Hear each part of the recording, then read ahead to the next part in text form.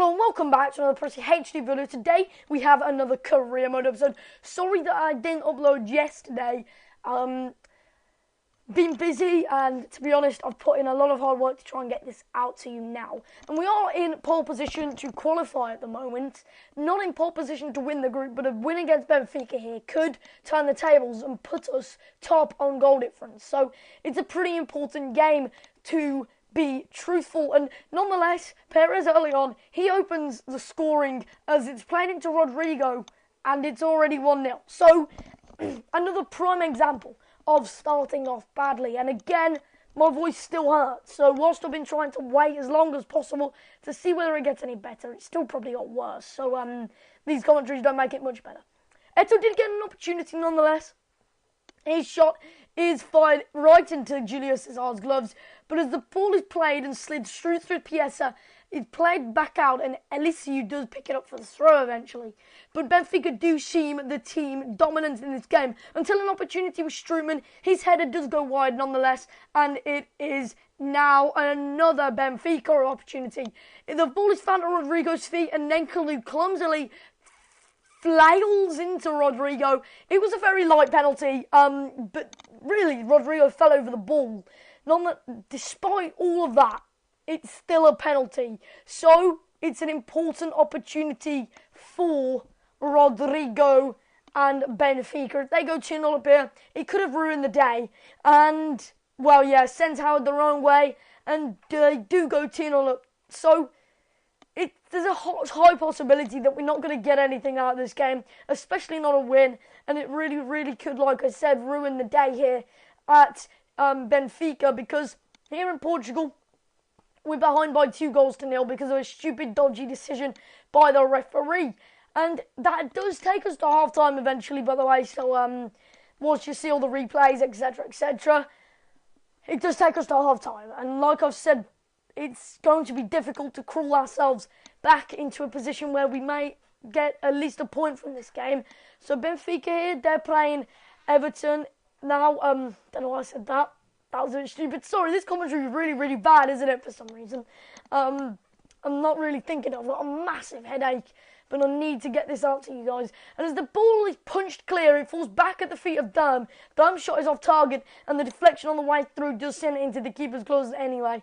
So, it is full time here in Portugal, and you can see that we do get an email after that game telling us basically it wasn't a game they wanted to see end in defeat, and they don't want to see a negative impact on our team. They say mix it up a bit, but we still see you as the man in charge.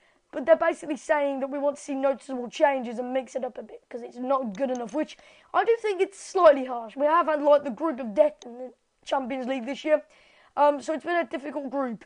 And as we do go into this game against Tottenham Hotspur at Goodison Park, here in the Merseyside, we have a pretty important fixture as it's 7th versus 9th, but it is very, very tight around that area, and if we're not careful, it could end up meaning that we drop all the way back down to 11th if we're not careful about what we're doing. Defeo unleashes a shot though, and the ball does find its way back out to Kramer. Kramer shoots, and after a scramble by Tottenham, they tried to reorganise themselves. It didn't work and wasn't effective. The ball found itself at Kramer's feet, and Kramer unleashed a perfect shot to find its way into the bottom corner. Excellent shot by Kramer, and it's a great, great goal. So it did beat Michel Vorm, who is now the first team keeper at Tottenham at White Hart Lane because of the fact that Hugo Lloris was sold for about 30 odd million or 40 million, which is mental. Kramer does get his first goal in the Premier League, and it's nice to see the CDM scoring and getting on the score sheet now and then. But straight from kickoff, there is another opportunity, and it is Tottenham Hotspur who advance forward. Eriksen is out-muscled though, and Kramer picks it up. It's a one-cut edging pass through to Lukaku. Lukaku's got an option in the middle. It's Barkley, and we're 2-0 up. Within the space of minutes, we are redeeming ourselves for the poor performance we had against Benfica. So it is Vertonghen really to blame there. He needed to get across to Lukaku quicker. And the men at the back, what are they doing? You've got Paulinho there. You've got number 33. Is that Ben? No. Who's that? Is that Eric Dier? Might be Eric Dier. I'm not certain on that though. And Adebayor walks back to the spot of the centre of the pitch Really, really disappointed. But Tottenham did get a chance. Eriksen finds his man through Adebayor. Adebayor, he turns, looks up, finds the pass, it deflects back to Eriksen. Eriksen shoots. It was a really ambitious shot. He just hit it, really, to be honest. Stood up to the ball and just hit it and hoped, because it really wasn't the greatest of techniques on that. He just sort of shot his leg at it to see what would happen. And luckily for them, they did get a goal, but they are still 2-1 behind. We need to hold out this lead, but for them, it's not all looking bright. As long as the momentum doesn't stretch in their favour, we should be on our way to a win in this game. And a convert our chances came, and that was one of the many that are about to come up now. We've got about 2 or 3 more chances from this game. So it is 2-1 at half time, and we do regroup in the dressing rooms, thinking, right, what can we do in the second half to hold out this lead? And we did hold it out until the 17th minute, when Soldado does get an opportunity. It's passed back to Paulinho. Paulinho drives forward and finds Chadley on the wing. Chadley runs down the left flank, cuts inside, finds his man through Paulinho. Paulinho taps it back to Eriksen. Eriksen looking for the slide through pass. It's a shot. It should have been a goal, but it wasn't. And the goal kick is played up. It's almost the 90th minute. It's the end of the game, surely now. Atsu plays it through. There's a gap in the defence, and Lukaku is there. And he finishes it. Michel Vorm, shame on you. What on earth did he just do? He dived in the wrong bloody direction. And the angle, he wasn't even really facing the man to some extent. And it really is a great way to end this game off. Really, to be honest, a 3-1 victory against Tottenham is a very good one. You've got to really give credit to that, because Tottenham are good on this game. Of course, title winners last season.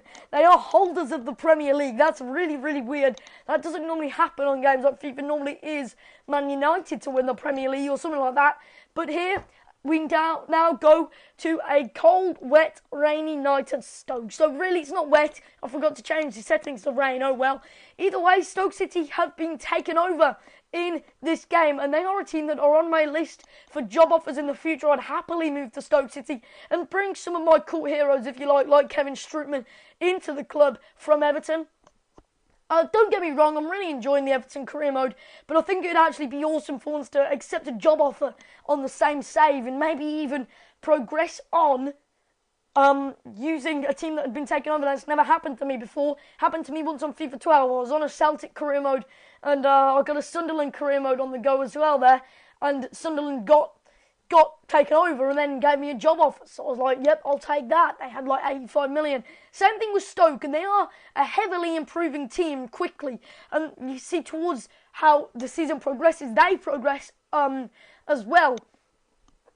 And we do go in at half-time 1-0 up. We had many chances there.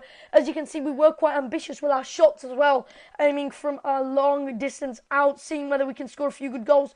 But it is Stoke who did level and get the first opportunity of the second half with a disgrace from Howard. He goes down as a Howard own goal. I'm sure the dubious goal panel will, in fact, set that as a Juve goal, because he did really get it on target there. But Howard should be doing better with that. And it is his fault now that we're level. And if we can't string this back, then I will be quite peed off if we do end up drawing this game. And as you can see, we do have a shot with Barkley, which only just is off target. So it was pretty close in the end. But once again, the ball's tapped into Strootman. Barkley races through, beats his man. Paloschi's got it now. Fake shots inside. Has an ambitious effort. And like I said, we've had so many ambitious efforts in this game.